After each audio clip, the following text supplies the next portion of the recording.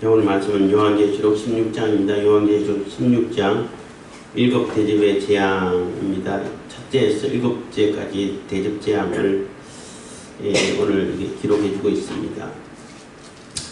일곱 대접 재앙 하면은 그 일곱 재앙이 세 가지 있죠. 일곱 인재앙과 또 나팔재앙 그리고 대접재앙인데, 인재앙은 소유권과 관계에 있다고 그랬죠. 도장은 내 거다라는 것인데, 하나님께 속한 자들과 땅에 속한 자들, 하늘과 그 가운데 있는 자들과 땅과 그 가운데 있는 자들에게 비교가 되는 것이고, 또 나팔재앙은 이제 정보적인 성격이 있다고 그랬죠. 그리고 나팔재앙은 실질적으로 이렇게 내용물을 담는 그릇이잖아요. 실질적인 재앙이라고 말할 수 있는데, 그것을 가만히 관찰해 보면은 이 사이클로 비유를 한다면은, 인재앙은 이게 넓은 사이클이라고, 처음부터 이렇게 예수님 오시는 때까지 이렇게 넓게 이렇게 기어가는 이런 모습이라고 그러면은, 나팔재앙은 그보다는 조금 더 이렇게 사이클이 이렇게 좁은, 그리고 이제 조금 강도가 센 이런 모습이라 그러면은, 대접재앙은 그보다도 더 이렇게 강도가 세고 더 이렇게 가파른 이런 이렇게 사이클로 비유가 돼요.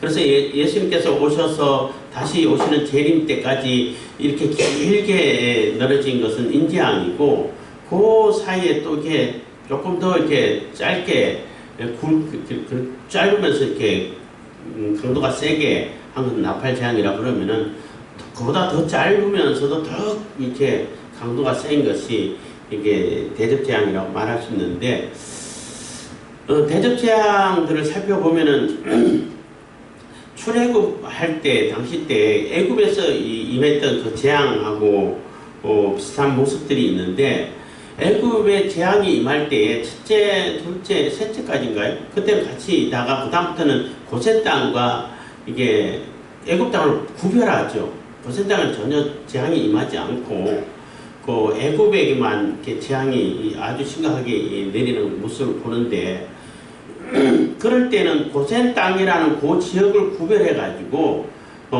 이스라엘 백성들은 당하지 않고, 애굽 땅 전체라고 하면 뭐 전체 세계라고 말할 수 있는데, 그 세계는 다 재앙이 임하는 그러한 구조라고 해야 되나, 모습이라고 볼 수 있는데, 지금 대접재앙 때는 이게 전 지구적으로, 세계적으로, 그래서 그 공중권세를 잡은, 공중권세라고 하는 그 공중은 1층 하늘이라고 말할 수 있어요. 그냥 공중이라고 해가지고 다 하늘이다. 어떤 주석에는 보니까 공중권세를 잡았기 때문에 아직 쫓겨난 거 아니다. 하늘에서 쫓겨난 상황이 아니다. 이렇게 해석을 하는데, 그러면 공중권세 잡았다는 얘기면 하나님이 제압했다는 얘기잖아요. 완전히 장악해버렸으니까. 그건 말이 안 되지. 하늘에서 쫓겨난 거는 1층 하늘에서 3층 하늘에서 쫓겨난 것이고, 공중권세 잡았다는 얘기는 이 대기권, 지구, 이런 1층 하늘이라고 말할 수 있어요. 2층 하늘은 굳이 장악할 필요가 없죠. 거기도 사람이 없으니까. 어쨌든 그 공중권세를 잡은 그 세력의 그 모든 영향권 안에 있는 것을 다 이렇게 재앙을 내리기 때문에, 하나님의 사람하고 또 땅에 속한 사람하고 구별하기가, 물론 하나님께서 다 구별하시지만은 개개인적으로 구별해가지고 재앙을 당하고 재앙을 당하지 않고 이런 상황이보다는, 고센 땅을 구별했던 것처럼 대접 재앙이 시작되기 전에 두 증인 사건을 얘기하면서 휴거를 당하게 해서, 다 믿는 자들은 다 휴게해서 예수님 맞으러 가버리고, 나머지 땅에 있는 그러한 세상에 속한 그 악한 세력에 속한 그 세계정부라고 말할 수 있는데, 그 속한 세력들이 당하는 그러한 재앙이라고 볼 수 있어요. 그래서 그렇게 구별한다라고 우리가 충분히 생각해 볼 수 있는 것입니다. 그래서 이 대접재앙은 그 공중권세 잡은 자가 영향을 끼치는 그 모든 곳에 재앙이 임한다라고 볼 수 있는 겁니다. 1절입니다. 16장 1절. 또 내가 들으니 성전에서 큰 음성이 나서 7 천사에게 말하되 너희는 가서 하나님의 진노의 7 대접을 땅에 쏟으라 하더라. 그래서 7 천사에는 뭐 7은 완전 뭐 수이기도 하고 각자 이렇게 한 대접을 받아서 한 재앙을 가지고 땅으로 쏟는 그러한 그 임무를 받은 뭐 수종을 드는 천사라고 말할 수 있는 겁니다. 그래 하나님의 진노를 7 대접, 하나님의 진노의 7 대접, 7 대접은 하나님의 진노가 섞여 있다는 거죠. 물론 다른 재앙도 하나님의 진노가 섞여 있는데 아주 강도 높게 섞여 있다는 것입니다. 그래서 땅에 쏟으라 해서 2절입니다. 첫째가 가서 그 대접을 땅에 쏟음에 악하고 독한 헌대가 짐승의 표를 받은 사람들과 그 우상에게 경배하는 자들에게 하더라 해서 첫째 천사가 가서 땅에 그 대접을 재앙의 대접을 쏟았습니다. 쏟았는데 쏟으니까 악하고 독한 헌대가 짐승의 표를 받은 자들과 그 우상에 경배하는 자들에게 하더라 해서 15장에 보면은 그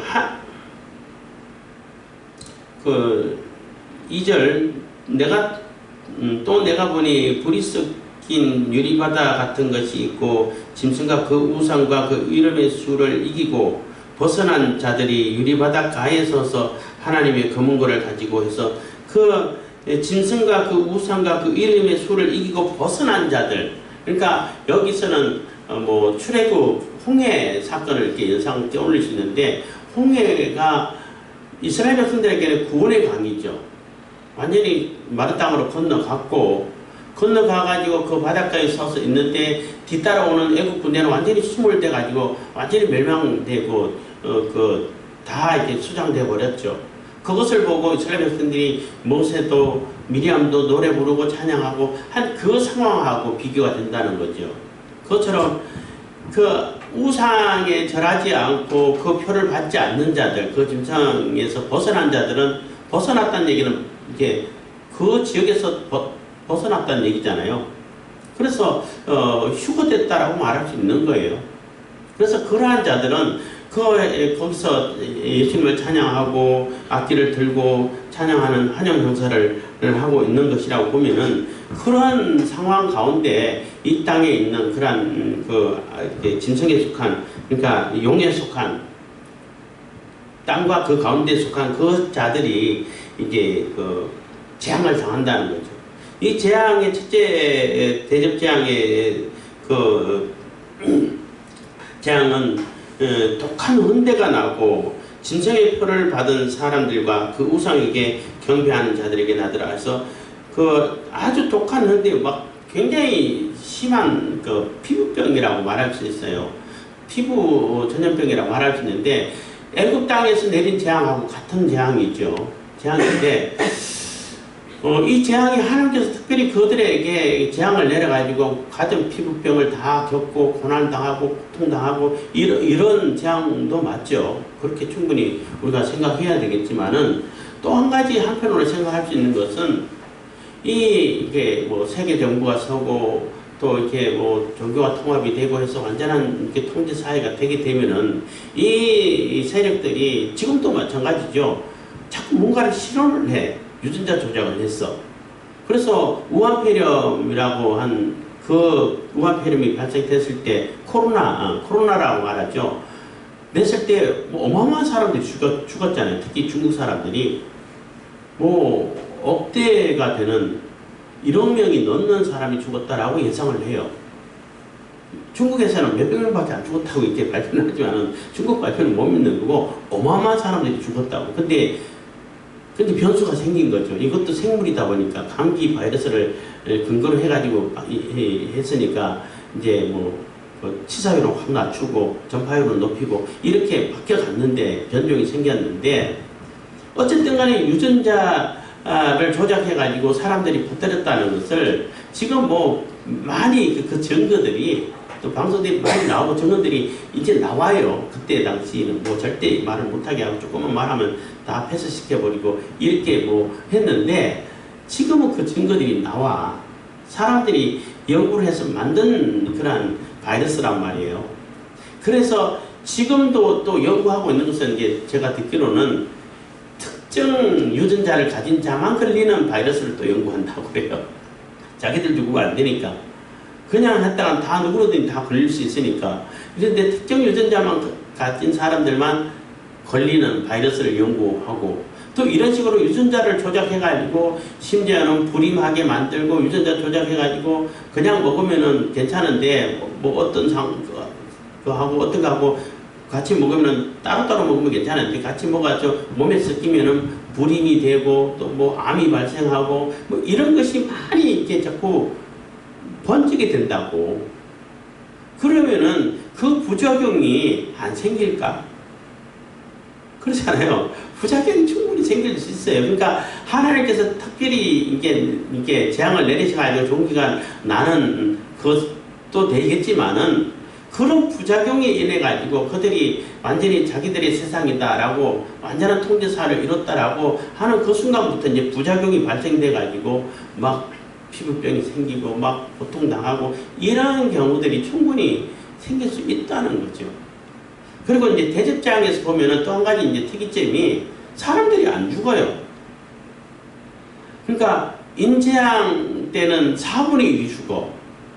나팔장 때는 3분의 1이 죽어. 그러니까 3분의 1이 죽는다는 얘기는 3분의 1이 그 재앙을 당한다는 얘기잖아요.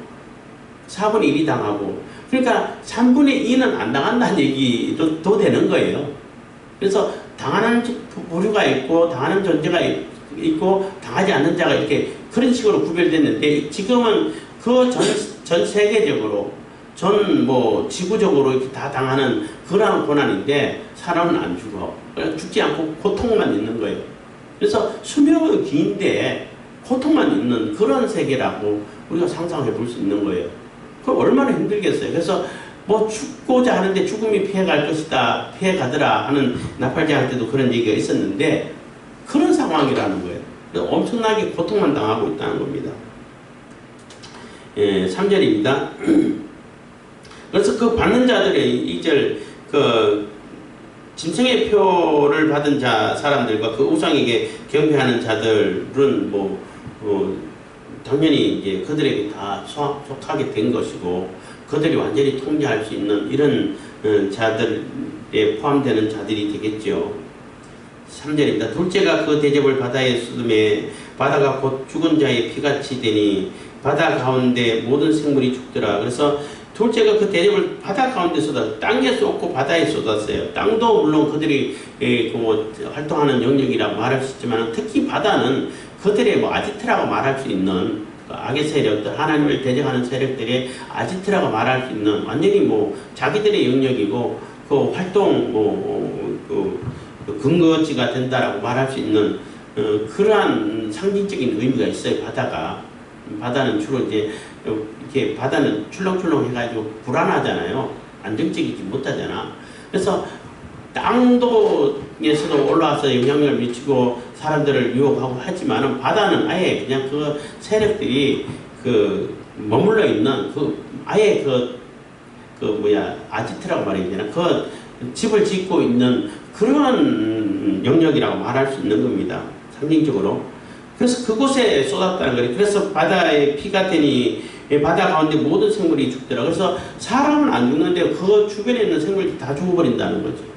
그래서 이 세계 정부가 서가지고 자기들이 뭔가를 유전자 조작해가지고 자기들이 완전한 통제 사회에서 모든 것을 통제할 수 있을 거라고 생각했는데 그 부작용이 일어나서 그들 말고 주변에 있는 생물들은 다 결국은 죽게 되고 환경이 파괴가 되고 아무도 그들하고 같이 살아남을 수 있는 그러한 생물들이 없어져 버린다는 얘기예요. 그러면은 자기들도 당연히 죽겠죠. 그래서 피가 된다는 얘기는 얘기는 또 한 가지는 뭐냐면 피가 된다는 얘기는 심판이 임한다는 얘기가요. 피는 심판을 상징해요.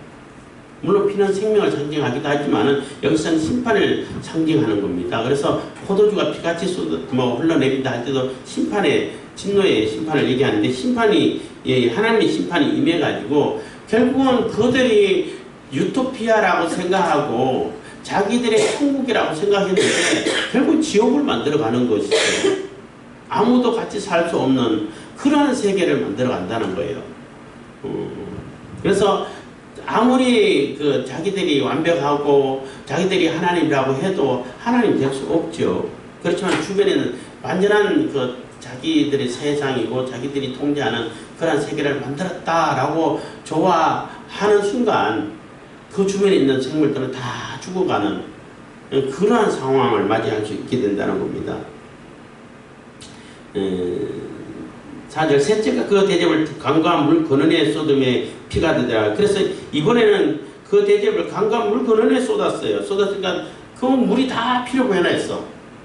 나팔장 때는 쏟으니까 그 쓴수기 돼가지고 막 사람들이 죽는 3분의 1이나 죽는 이런 모습이 됐는데 그거는 이제 독약이 되고 그거는 쓴수건 이게 사람들이 이게 잘못된 이념, 사상 뭐 이런 것을 비교할 수 있다고 그랬잖아요. 그래서 그 이념으로 이래가지고 혁명이 일어나고 막 사람들이 공산주의 이념으로 얼마나 많은 사람이 죽었어요. 3분의 1 죽었어요. 수천만 명이 죽었어요. 그러니까 또 원제가 말씀드렸습니다만은 히틀러가 유대인들 600만 명이나 죽였어요. 그것도 얼마나 끔찍하고 얼마나 경악할 일인데 그래서 뭐 히틀러는 뭐 악의 상징과 같은 그런 존재가 되어버렸죠. 근데 물론 그렇게 비난받아야 돼요. 그건 너무나 끔찍한 일이고 어마어마한 수인데 레닌, 스탈린, 모택도 이런 사람들은 수천만 명을 죽였어요. 수천 명이 아니라 수천만 명을 죽였다고. 그런데 그 사람들은 악의 하신으로 얘기를 안 해. 신기하죠.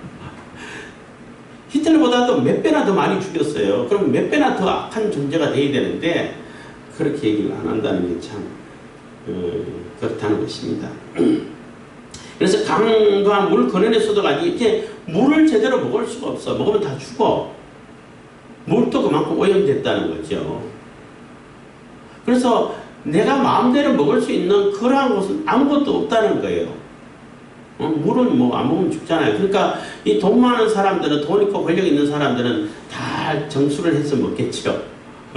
그렇잖아요. 바닷물도 정수해서 먹고 자기들은 뭐 많은 돈을 내가지고 정수해서 먹고 그런 돈이 없는 사람들은 그냥 먹고 죽어야 되고 고통을 당해야 된다는 거예요. 좀 뭐 이렇게 그 물을 먹고 이렇게 뭐 죽는 사람이 물론 생기겠죠. 그러나 죽는다는 얘기가 없으니까 굉장히 오염된 그러한 물로 인해서 물을 마셔야 되고 그것으로 인해서 많은 고통을 당할 수밖에 없게 되는 세상이 온다는 겁니다. 5절 내가 들으니 물을 차지한 천사가 가로되 전에도 계셨고 시방도 계신 거룩하시니여 이렇게 심판하시니 의로우시도다. 그래서 물을 차지한 천사라는 얘기는 물에 이렇게 대접을 쏟은 그 천사가 라고 생각할 수 있겠죠. 그 천사가 이렇게 물 근원에 쏟아가고 그들이 다 심판에 물을 마실 수밖에 없도록 하는 것은 너무나 당연한 것이고 너무나 하나님의 의가 나타난 것이고 그것은 하나님의 그 의라는 것입니다. 하나님의 심판이라는 거예요. 그래서 물을 차지한 천사가 가로되 전에도 계셨고 시방도 계신 거룩하신 이여 그 하나님을 얘기하는 겁니다. 이렇게 심판하심이 의로우시다. 이거 바로 하나님의 의라는 거예요. 이렇게 심판하고 물 근원에 쏟아가지고 물이 다 피가 돼가지고 그들이 다 심판에 처해질 수밖에 없는 심판으로 고통당하고 재앙을 당해서 심한 고통을 당할 수밖에 없는 그러한 일이 하나님의 의가 나타나는 거라는 거예요. 왜냐하면은 그 전에 억울한 피를 흘리고 그러니까 억울하게 죽고 순교당해가지고 자단에서 또 하나님께 호소를 했잖아요. 언제까지 우리의 이 억울함을 풀어주지 않겠습니까? 하고 호소를 했잖아요. 그러니까 조금만 더 기다려, 수가 차기까지 조금만 더 기다려 했지만 이제는 그 수가 찾고 그 때가 돼서 이제 심판이 임한다는 거예요. 그러니까 성도들의 그 타는 소리를 듣고 기도 소리를 듣고 기도의 응답이 이루어진다는 거예요. 그들에게 심판이 임하는 것은 6절입니다. 저희가 성도들과 선지자들의 피를 흘렸으므로 저희로 피로를 마시게 하신 것이 합당하니이다 하더라. 그래서 성도들의 피를 흘리고 선지자들의 피를 흘렸기 때문에 그들이 피를 흘리게 했기 때문에 그 피를 마시는, 그러니까 그 심판을 먹게 하는, 당하게 하는 것은 당연하다는 겁니다. 아주 합당하다는 거예요. 이 사람들은 또 하나님 예수를 믿는다는 이유만으로도 얼마나 많은 사람들을 죽이고, 또 그 요한계시록 기록하고 있는 당시에도 얼마나 많은 사람들이 핍박당하고 죽고 있었어요. 그런 피를 흘린 자들. 심지어는 이제 뭐 제가 말씀드렸습니다만 세계 정부가 서고 통합 종교가 이루어지고 하면은 교회를 아마 강제 해산시킬 것이다. 뭐 서서히 이제 뭐 가랑비에 옷 젖듯이 서서히 이렇게 그 일을 진행시켜가지고 통합 종교를 세울 것이고, 다 세워지고 복음이 온 세계 다 전해지면은 두 증인의 사명이 끝나면은 그거 죽인다 그랬잖아요. 죽인다는 얘기는 해체시킨다는 얘기가 되겠죠. 그런 과정에서도 많은 성도들이 고난을 당하고 감옥에 갇히고 심지어는 죽임을 당하고 할 거란 말이에요. 아직 대접재앙이 시작되기 전이라고 말할 수 있죠. 그런 일을 당했기 때문에 그 피를 흘린 죄로 그 피를 흘리게 했기 때문에 그들이 당연히 그 피의 심판을 받아야 된다는 겁니다. 그래서 피를 마시게 하신 것이 합당하니이다 하더라. 7절 또 내가 드리니 제단이 말하기를 그러하다 주. 제단이 말한다는 얘기는 제단에서 하나님께 호소하고 기도했던 기도의 제단을 얘기하는 겁니다. 하나님 제단. 거기서 성도들의 호소가 기도하던 그 성도들을 얘기할 수도 있는 거죠. 만약에 그러하다 주 하나님 곧 전능하신 이시여 심판하시는 것이 참되시고 의로우시도다 하더라. 그래서 당연하다는 거예요. 너무나 합당하다는 겁니다. 너무나 억울한 피를 많이 그들이 흘렸기 때문에, 성도들이 피를 흘렸기 때문에 당연히 그 피의 값은 피의 대가는 받아야 된다는 거죠. 그 성도들의 탄원과 호소와 기도를 들으시고 그 기도가 이제 응답돼 가지고 이 사람들에게 그 피의 심판이 쏟아지게 된다는 겁니다. 너무나 당연한 인과응보라고 말할 수 있는 거죠. 8절입니다. 넷째가 그 대접을 해 쏟음에 해가 권세를 받아 불로 사람을 태우니.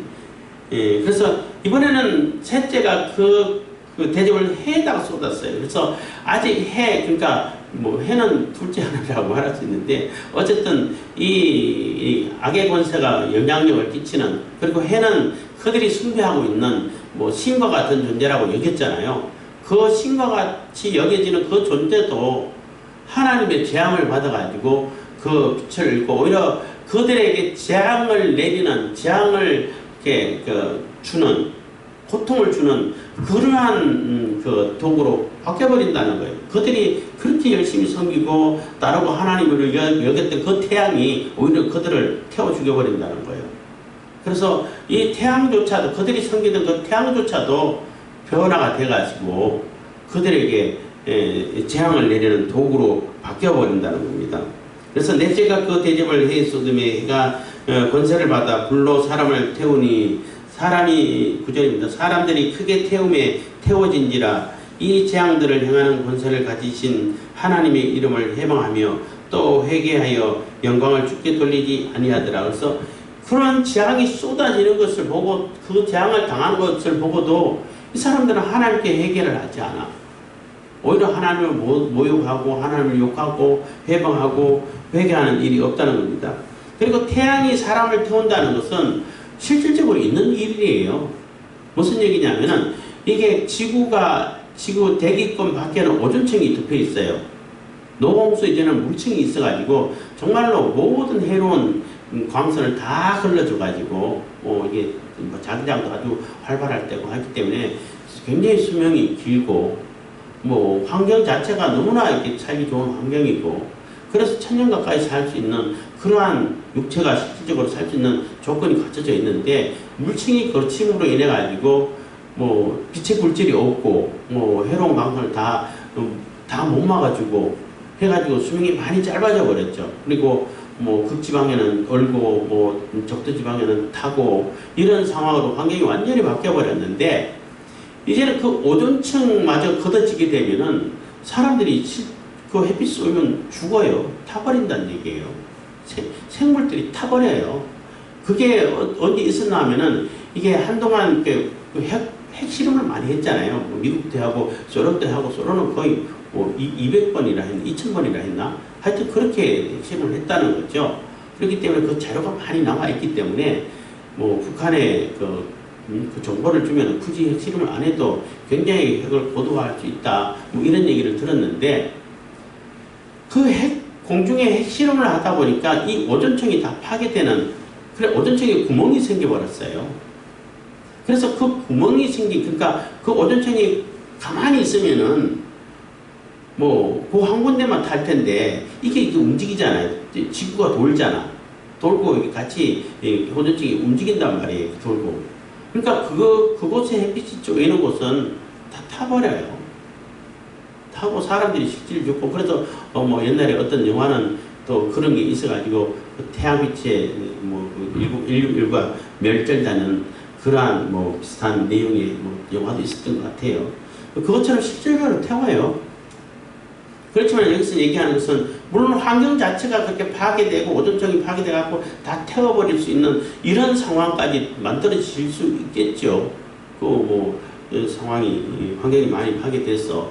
그렇지만은 상징적으로는 그들이 그렇게 뭐 목숨 걸고 복을 주고 모든 것을 뭐 생사합을 주장한다라고 생각했던 그 우상, 하나님을 이겼던 그 태양이 오히려 자기들을 죽이는 도구로 바뀐다는 거예요. 그게 재앙이죠. 그렇지만 이 사람들은 회개하지 않아. 근데 그거 태워지고 막 하는데 얼마나 고통당하냐. 근데 안 죽어. 수명은 굉장히 긴데 많은 고통과 재앙으로 인해가지고 질병으로 인해서 어마어마한 고통을 당하는데 죽지는 않아. 참, 예? 그렇게 회개하지도 않아.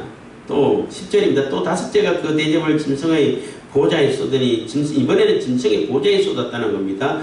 그 나라가 곧 어두워지며 사람들이 아파서 자기 혀를 깨물고, 그래서 다섯째 천사는 그 대접을 그 짐승의 보좌에 쏟았다는 얘기는, 지금까지는 그래도 이게 권력층들은 돈 있고 권세가 있기 때문에 자기들은 뭐 방어막을 만들고 또 뭐 물도 정수해서 먹고 뭐 좋은 걸 다 갖다 놓고 자기들은 특별히 이게 유전자 조작 안 하는 그런 음식을 먹고 했겠지요. 돈 많으니까. 돈 없는 사람들이 있는 거 먹어야 되고 주는 거 먹어야 되니까. 그래서 그들은 재앙을 안 당한다라고 생각했는데 그 대접을 짐승이 보좌에 쏟아버렸어. 그러니까 그러한 권력층들도 지배계층, 그러니까 악을 행행하고 있는 완전히 주도하고 있는 그 세력에게도 결국 재앙이 임한다는 거예요. 용도 임하고, 용은 아직까지 안 나옵니다. 짐승과 또 땅에서 난 거짓 선지자, 거짓 그리스도, 거짓 선지자 이런 표현을 쓰는데, 그럼 종교 권력을 얘기하고 그냥 짐승, 적그리스도라고 하면은 이게 주로 여기서는 정치 권력을 얘기하는 거예요. 그래서 완전히 자기들이 장악했다라고 하는 그러한 권력층들을 얘기하는 거죠. 지난번에도 말씀드렸습니다만은 그 그림자 세력이 지금까지는 이게 각 대통령들, 각 지도자들을 다 이렇게 허수아비를 내세워. 그래서 자기들은 뒤에서 누군지도 모르게 조종을 하는 이런 상황이었는데, 완전한 통제 사회가 이루어지고 완전히 다 장악한 그런 사회가 세계 정부 섰으면은 그 좋은 자리를 허수아비 세우겠어요? 처음에는 한두 번 허수아비 세웠다가 이제는 내가 나서야 되겠다 하고 자기가 나설 때가 있겠죠.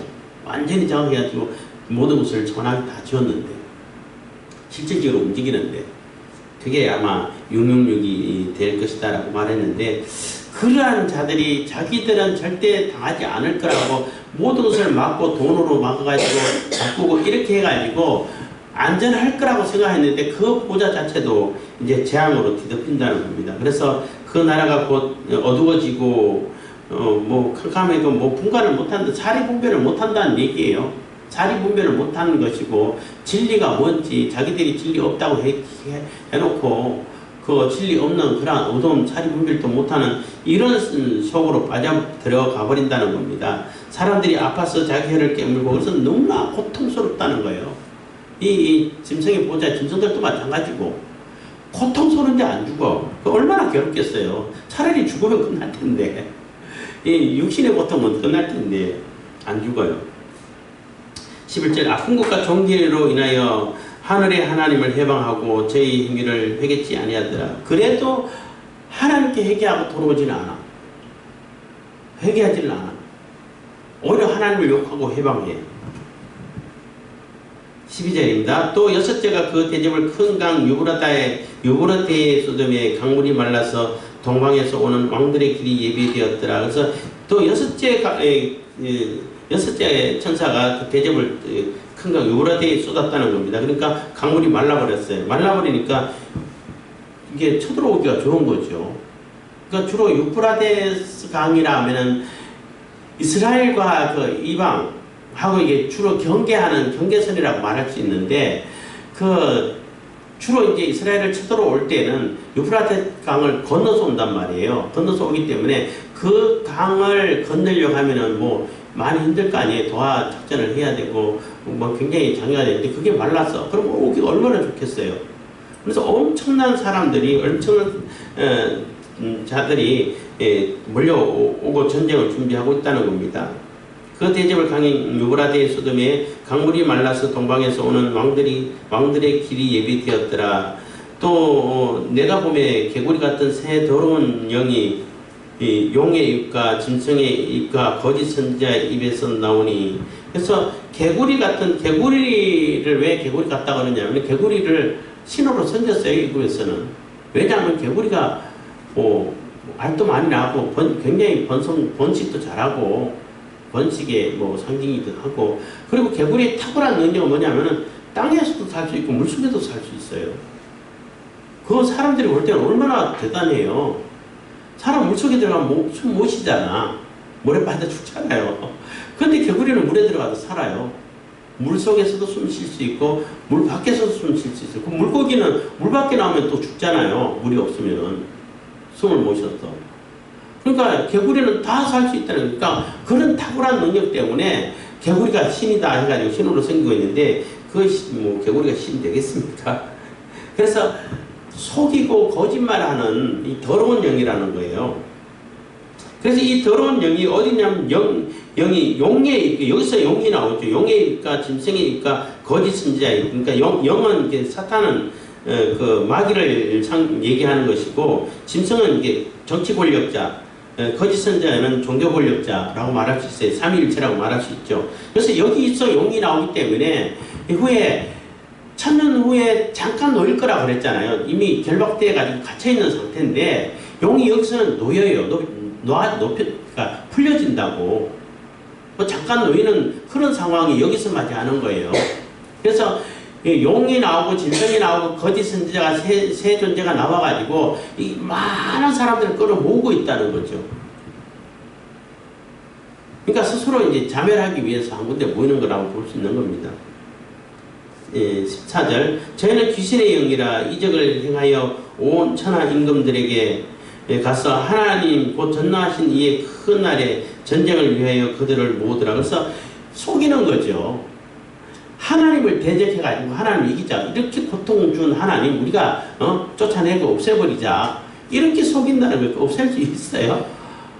근데 용이 갇혀있을 때도 이 짐승과 이 거짓 선지자를 통해가지고 유혹을 해가지고 유혹이 됐는데 용이 직접 나와서 유혹을 해. 그럼 얼마나 더 심하게 유혹이 되겠어요. 그 유혹은 말할 수 없겠죠. 그래서 막 하나님을 대적하고 이렇게 고통 준 이 재앙을 내려가지고 우리에게 고통을 준 이 하나님을 우리가 멀리 쫓아버리고 우리끼리 살자 이렇게 유혹을 하겠죠. 그래서 많은 사람들이 모였다는 겁니다.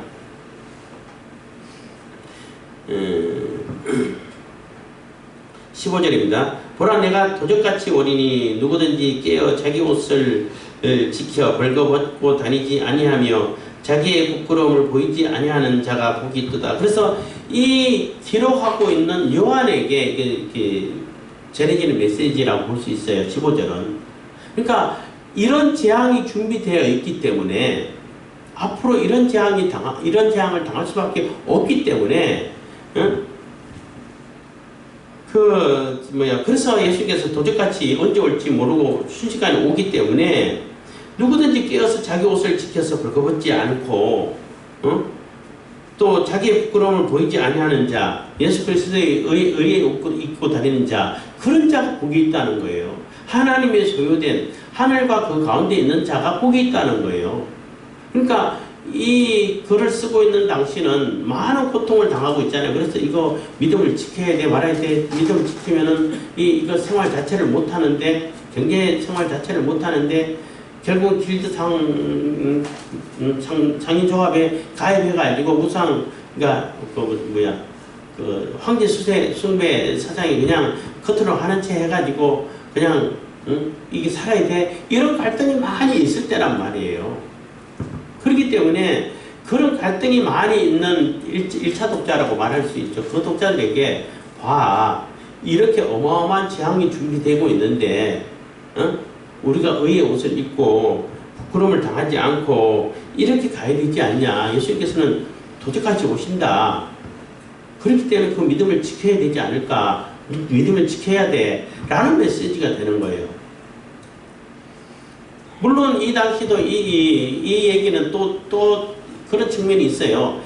대접 재앙을 당하고 있는, 그러니까 성도들은 이미 다 휴거되고 가고 없고, 대접 재앙을 당하고 있는 이 시기라도, 이때라도 누구든지 아직 회개하고 돌아오면은, 이 자기들의 그 죄악을 다 회개하고 돌아오면은, 자기 옷을 지키고 벌거벗지 않고 부끄러움을 이렇게 자기의 부끄러움을 보이지 아니하는 그런 자가 된다면은 아직 구원의 기회는 있다는 거예요. 그것을 메시지를 주고 있는 거예요. 그러니까 대접 재앙을 당할 때 예수님께서 그러셨잖아요. 내 인자가 올 때에 믿음을 보겠느냐? 믿음 있는 자 하나도 없다는 얘기예요. 이미 믿음 있는 자들은 다 휴거되어 가버렸죠. 그렇지만은 휴거되어 갔지만은 아직 대접 재앙이 진행되고 있는 그 상황이라도 이때라도 회개하고 돌이키면은 구원의 기회는 있다는 거예요. 아직 구원의 기회가 있다는 거예요. 지금까지는 예수님 오시기 전이기 때문에. 근데 회개하는 자가 없죠. 기회는 있지만은 그 기회를 잡는 자가 없다는 겁니다. 회개하는 자가 없다는 거죠. 그래서 15절은 예수님께서 도적같이 오시기 때문에 누구든지 깨어 자기 옷을 지켜 벌거벗고 다니지 아니하면, 벌거벗고 다닌다는 얘기는 그 우상들하고 같이 다니지 않는다는 얘기인 거예요. 믿음을 지킨다는 겁니다. 예수 그리스도의 옷을 그대로 입고 있다는 거죠. 벌거벗지 않고 벗어버리지 않는다는, 그러니까 배반하지 않는다는, 배도하지 않는다는 거예요. 자기의 부끄러움을 보이지 아니하는데, 그래서 그 예수 그리스도의 의의 옷을 입고 있는 그대로 믿음을 지킨 자가 복이 있다는 거예요. 그래서 그들이 복이 있는 이유가 이런 재앙을 안 당하기 때문에, 하나님의 심판을 당하지 않기 때문에 복이 있는 거죠. 그들은 이미 휴거되어 갔다라고 볼 수 있는 겁니다. 16절, 세 영이 히브리어로는 아마겟돈이라 하는 곳으로 왕들을 모으더라. 그래서 아마겟돈이라는 그곳으로 다 모은다는 거예요. 그 아마겟돈은 그 무기토 골짜기라고 말할 수 있어요. 하면 하라는 그 히브리 그 히브리 말은 사이라는 뜻인데 골짜기라는 뜻이에요. 이게 그 무기토 산이라고 이렇게 해석하는 자들도 있는데, 거기는 무기토에는 산이 없어. 골짜기는 있는데, 그래서 주로 전쟁이 무기토 골짜기에서 엄청난 격전지였어요. 여기가 굉장히 전략적인 요충지고 굉장히 격전지기 때문에 이스라엘이 싸움이 벌어졌고 전쟁이 일어났다 하면 거의 무기토에서 격전이 벌어지고, 심지어는 구약에서만 200번인가 전쟁이 일어났다고 얘기하는데, 그래서 그 무기토의 골짜기로, 그러니까 갈멜산상에서 엘리야가 850명과 대전하고 또 지손신해가지고 다 죽였잖아요. 그게 무기토 골짜기예요. 무기토 골짜기랑 연결되어 있는 무기토가 있고 갈멜산이 있고 해서 산으로 이렇게 해석하는 자들은 그 갈멜산을 얘기하는 거다 이렇게 얘기하는데, 무기토 골짜기라고 해석하는 것이 훨씬 현실적으로 맞아요. 그래서 그 무기토가 골짜기가 됐는데 지금은 이렇게 구렁이 됐다는 거예요. 왜 구렁이 됐냐면은 거기서 무수한 전쟁이 있어 사람 죽고 죽으면은 어떻게 그거로 덮어야 되잖아. 덮고 죽고 덮고 하다 보니까 이제 구렁이 되어버렸다는 거야, 골짜기가. 그만큼 많은 사람들이 죽고 전쟁이 많이 벌어진 것이 머깃도예요.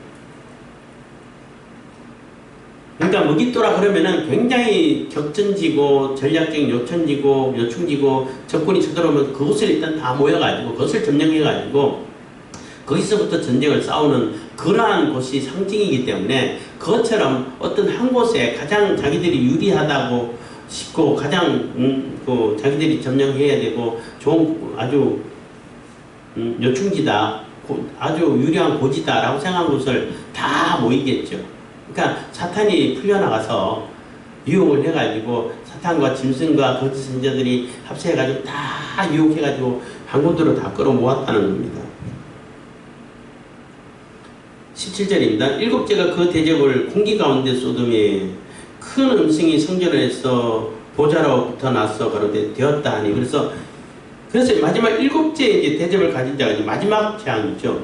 대접을 어디에 쏟았냐면 여기는 공기 가운데 했는데 공중 뭐 이제 다른 번역서에는 공중에 쏟았다고 번역이 되어 있어요. 공기나 공중이나 뭐 같은 얘기인데 이 얘기는 모든 곳이라는 얘기인 거예요. 뭐 공기가 없는 곳이 있나요? 없잖아요. 공중 권세를 잡은 그 권세가 미치는 영향력을 미치는 모든 곳이라고 얘기하는 거예요. 말할 수 있는 겁니다. 그래서 뭐 그전에는 부분적으로 뭐 땅, 바다, 뭐 샘물 보는 뭐 유프라테 강 이렇게 부분적으로 했으면은 이제는 아예 그냥 다 통틀어가지고 통칭해가지고 전부 모든 곳에 미치는 그러한 곳에 쏟았다는 겁니다. 그렇기 때문에 뭐 이제 그러고 나서 이제 되었다는 얘기를 큰 소리로 이렇게 뭐 음성이 성전에서 보좌로부터 이게 하나님의 음성을 얘기하는 겁니다. 하나님 성전으로부터 보좌로부터 나는 큰 음성은 이게 절대적인 음성인 거예요. 하나님께서 완성시키는 그러한 뭐 음성이기도 하고 그러한 표현이기도 하지만은 절대적인 음성이라고 말할 수 있는 겁니다. 되었다는 거예요. 예수님께서 다 이루었다 하는 얘기하고 이렇게 통하는 얘기인 겁니다. 이제는 그만하면 됐다 하는 거죠. 이제는 다 쏟았다는 거죠. 그래서 쏟으니까 18절 번개 음성들과 내성이 있고 또 큰 지진이 있어 어찌 큰지 사람이 땅에 있어 오므로 이같이 큰 지진이 없었더라. 그래서 어마어마한 지진이 이렇게 쏟아지고 또 그렇게 뭐 지질학자들은 예상도 하죠. 앞으로는 지금 진도 9 정도가 가장 큰 지진이었죠. 뭐 일본에도 나가지고 어마어마한 피해를 그 지진 대비가 가장 잘 돼 있는 곳이 일본인데 그 일본도 감당하지 못하는 지진이 일어나고 지진 해일이 일어나가지고 뭐 어마어마한 피해를 입고 했잖아요. 근데 그보다도 더 진도 10이 넘어가는 그러한 지진이 올 거다라고 지질학자들은 예상을 하고 있어요. 진도 9하고 10하고는 어마어마한 차이에요. 하늘과 땅 차이에요. 또 이게 진도 이렇게 이렇게 8, 7, 8 뭐 이게 올라갈 때는 그 기하급수적으로 증가한다고 보면 되는 거예요. 그러니까 단순히 뭐 3에서 4 하면은 뭐 3이나 4나 조금 더 크나 이게 아니라 3보다는 4가 3에 해당하는 것보다도 4배, 뭐 16배 이런 식으로 엄청나게 크게 확정되는 것이기 때문에 9하고 10하고는 상상이 안 가는 거예요. 그래서 뭐 진도 10 정도의 지진이 일어나면은 뭐 그냥 뭐 안 무너지는 땅이 없고 건물이 없을 거라고 어마어마한 큰 재앙일 거라고 이렇게 예상을 하고 있는데 그런 지금까지 보지 못했던 그런 엄청난 지진이 일어난다는 거죠. 그래서 큰 성이 세 갈래로 갈라지고 만궁의 성들도 무너지니 큰 성 바벨론이 하나님 앞에 기억하신 바 되어 그의 맹렬한 진노의 포도주 잔을 받으며 그래서 큰 성이란 얘기는 뭐 세계정부라고 말할 수 있고 자기들이 생각할 때는 자기들이 가장 온전한 자기들의 세상이라고 말할 수 있는 하나님을 대적하는 상징 뭐 바벨론이 상징되는 거죠. 이렇게 하나님 앞에 기억하신 바 되어 그의 맹렬한 진노의 포도주 잔을 받으며 그래서 결국 그 성이 하나님의 진노의 포도주를 받게 됐다는 겁니다. 그리고 세 갈래로 갈라졌다는 얘기는 완전히 무너졌다는 얘기예요. 더 이상 회복 불능 상태로 완전히 갈라져 버렸다는 얘기인 겁니다.